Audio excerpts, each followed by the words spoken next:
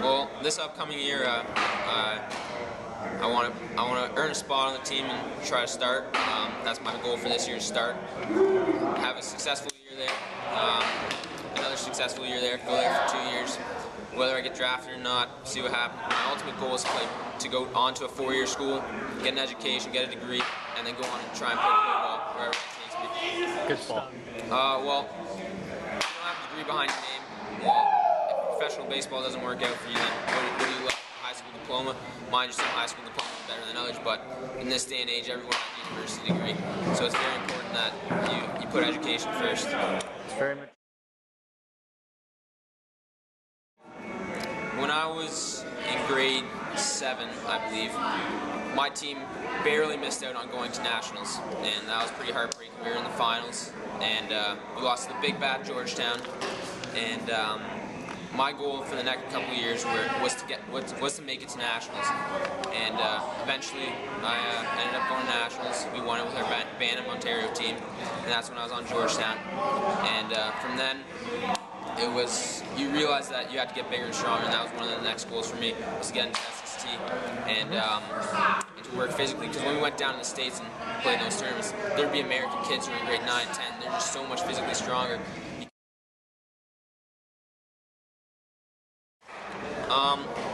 I think there was two turning points. One, both as a person and baseball-wise.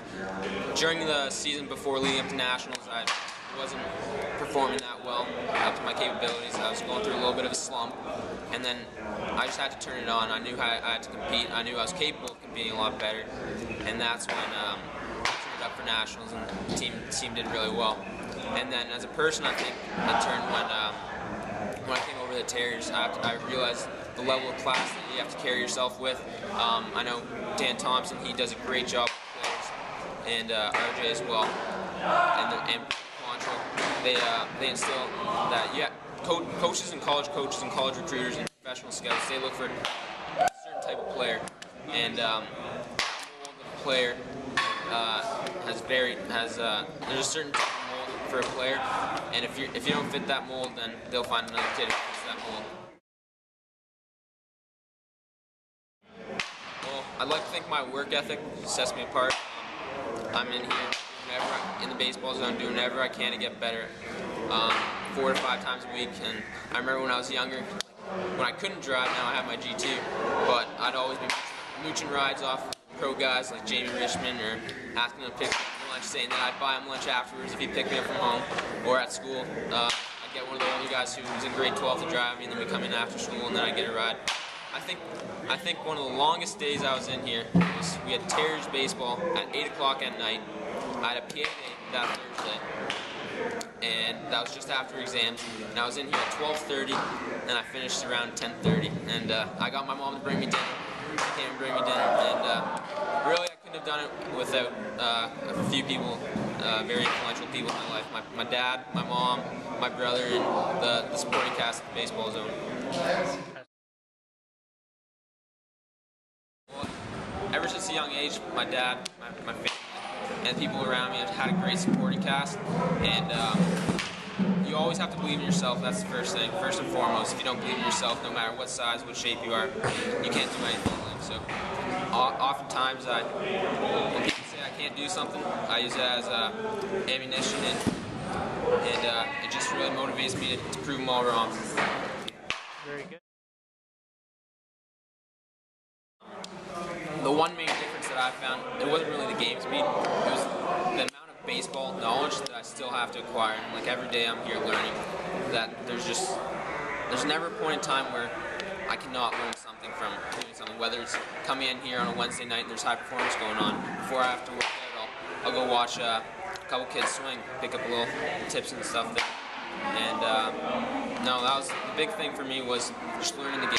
I really, like even RJ said it best during one of the tournaments, you guys don't realize how much you don't know the game. And that was, like, I took that to heart, because like I was one of the kids, that was one of the shocks for me, because I actually thought I knew the game. I watched baseball all the time, whether it be college baseball on the computer or Major League Baseball games, and I thought I knew the game pretty well, but it was really an eye-opener for me.